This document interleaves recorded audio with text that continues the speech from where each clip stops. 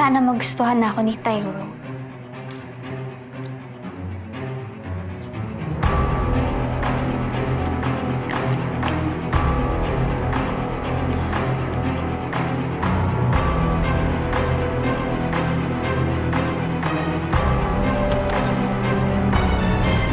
Tyrone?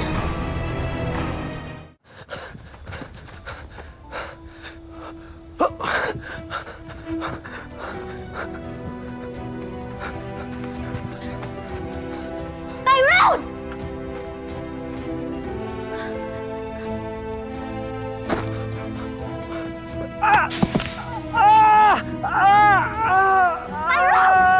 Tyrone! Parang ako ba naman akong iiwan? Magkakaroon na lang ako!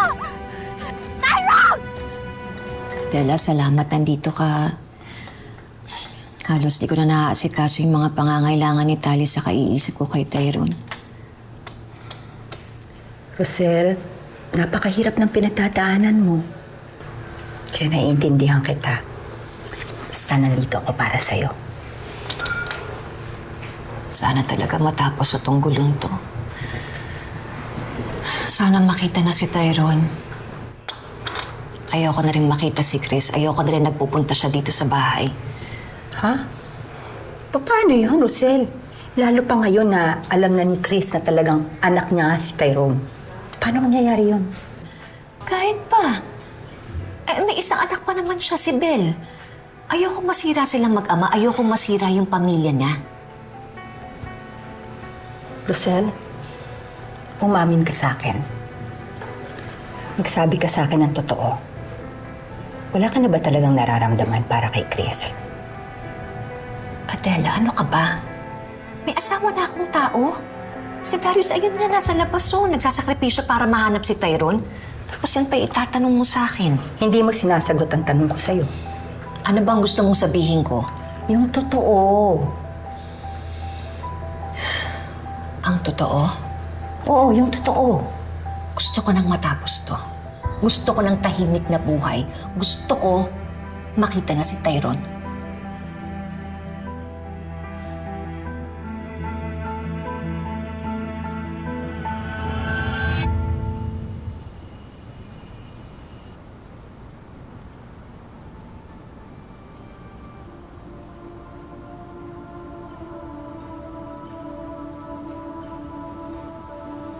Belle, anak. Pwede ba tayo mag-usap?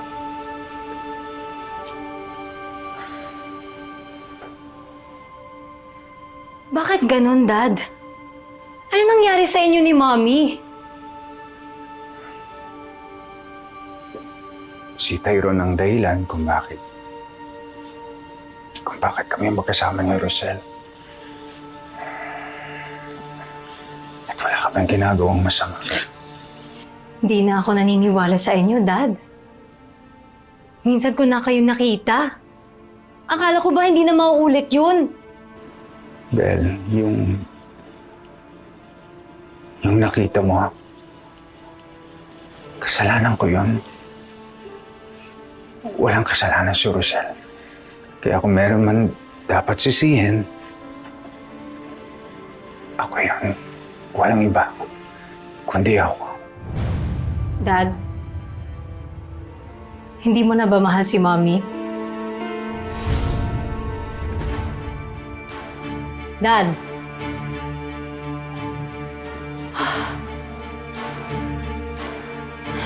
Dad, please.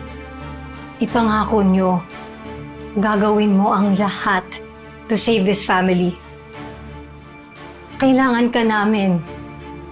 Kailangan ka ni Mommy.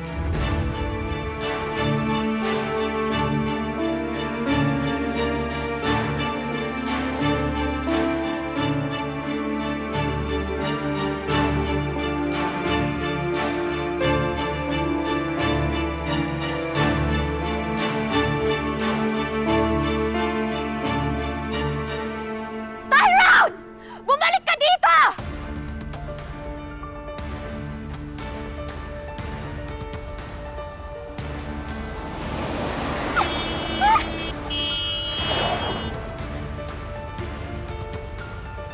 Tulong! Tulong!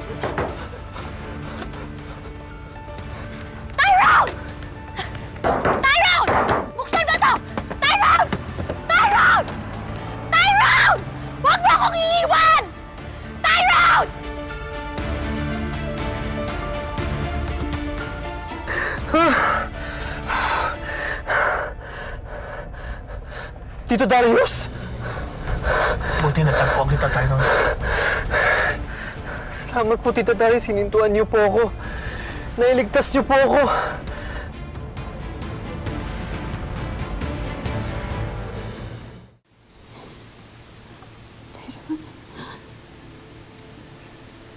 Tyrone?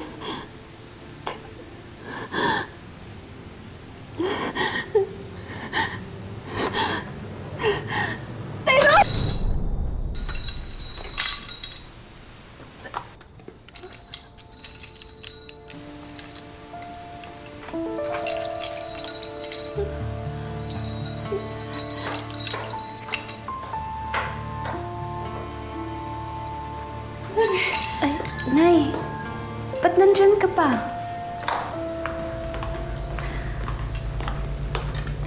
Okay ka lang? Nay, umakyat ka na sa kwarto. Magpahinga ka na. Hinihintay ko kasi yung kapatid mo eh. Pero nakatulog ako. Daddy, napag-inipan ko si Tyrone. May nangyari to masama sa kanya. May nangyari to sa kapatid mo. Kasi, Nay, sobrang stress na kayo. Kaya yan yung mga iniisip ninyo, Nay. Tara na, umakyat na tayo. Magpahinga na tayo. Tara na, nararamdaman Nay. ko. Nararamdaman ko may nangyaring masama sa kapatid mo.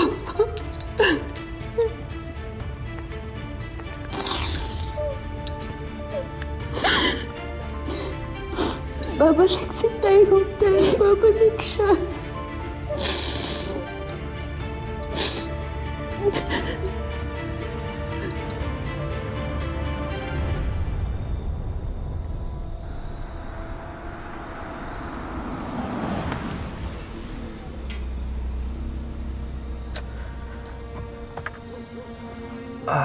Tito Darius, bakit po tayo huminto?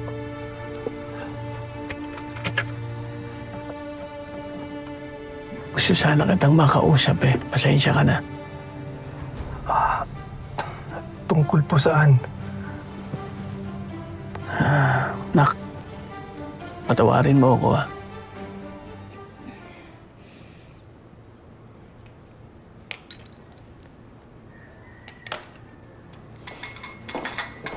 Nay, kape na tayo. Kumain na tayo. Nay, yun yung pagkaabalahan niya, no? I'm sure marami pang wind chimes na magagawa si Tyrone pagbalik niya. Ayoko sana mag-isip ng masama. Pero baka kasi masamang pangitain to eh. Nay, wala nang naniniwala sa mga pamahiin. Tsaka huwag na tayo mag-isip ng masama. Babalik si Tyrone, Nay. Okay? Nasaan na ba yung kapatid mo? Bakit hanggang ngayon hindi pa rin siya nahahanap? Patawarin po saan?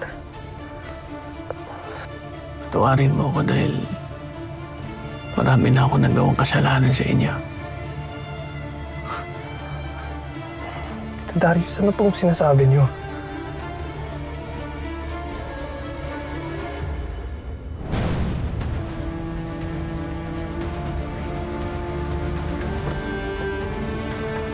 Patawarin niyo ako ha.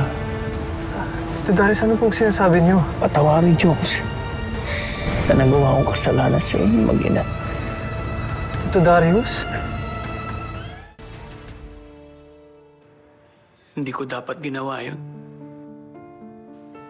Kukunin namin mamaya ang statement mo tungkol sa nangyari kay Tyrone. Sige po, nandito lang po ako. Tito Darius! Oh, bakit ka lumabas ng kwarto? Kaya mo na ba? Gusto ko po kayo makausap. Tungkol saan? Magpasalamat ulit dahil kung wala po kayo, baka napano na po ako. Anak na rin ang turing ko sa'yo, Tyrone. Hindi ko kayang mapahama ka. Pero salamat pa rin, Tito. Dahil di po kayo sumuko sa paghahanap sa akin. At yung hinihingi niyong tawad, huwag niyo na pong isipin yun. Dahil mas malaki pa po ang kabahirang ginawa niyo po. Ang pagliligtas sa buhay ko. Patawad, Tyrone. Sorry. Sorry. Bakit po? Ano po kasalanan niyo? Noon kasi nung pinakasalan ko ang nanay mo, meron ako ibang motibo. Pinakasalan ko siya dahil ginamit ko lang para mapalapit sa kapatid ko. Ginamit ko kayong pamilya. Yun lang po ba? Ayoko na kasi magsinungaling sa inyo eh. Dahil napamahal na kayo sa akin.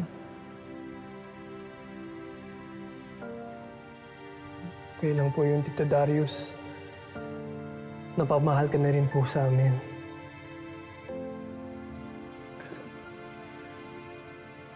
Patawad lang.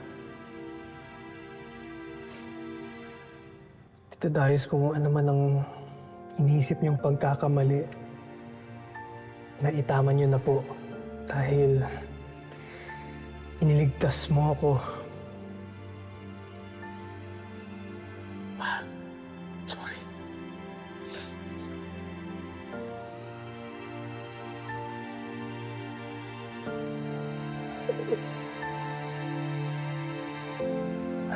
Aray, Tito Darius. Sorry. Sorry ka na.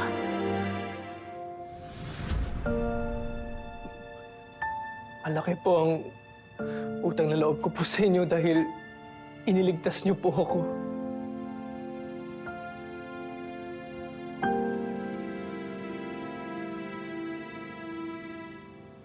Tyrone? Rosel, Nay! Tyrone?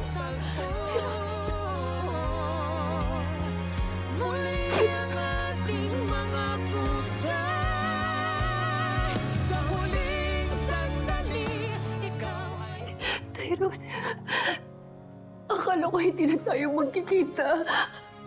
Akala ko hindi na kita mayayakap. Lumaban po ako, Nay. Iniisip kita. Hindi ko kayo kayang iwan. Salamat, anak. Salamat, lumaban ka. Salamat. Salamat, bumalik ka sa akin ng buhay. Mahal na mahal kita, anak. Mahal na mahal din kita, Nay.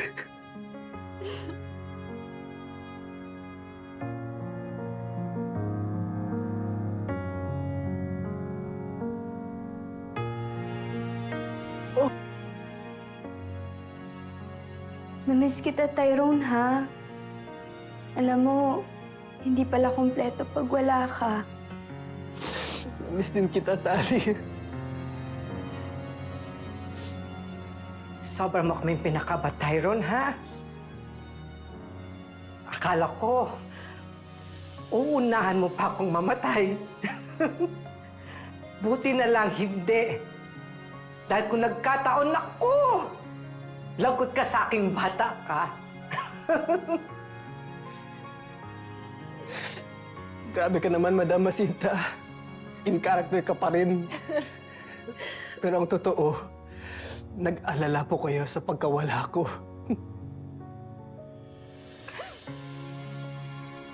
Kung alam mo lang, Tyrone. Alam mo, never naman akong nanganak. Pero nung nawala ka, naramdaman ko yung pagiging isang nanay na nag-aalala ng sobra-sobra sa anak niya. Tyrone, ha? Promise mo sa akin, hindi ka na magpapakidnap ulit.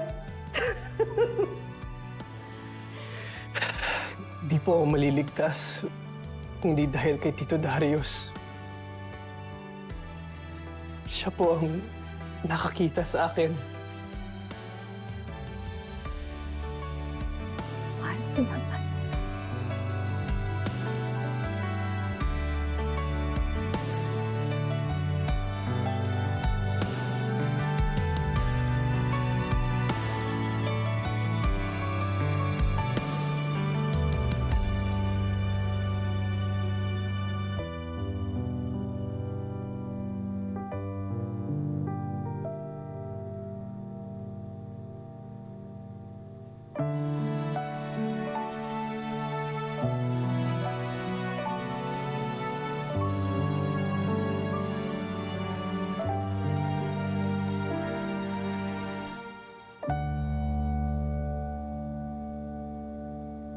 Maraming salamat ulit sa ginawa mong pagligtas kay Tyrone.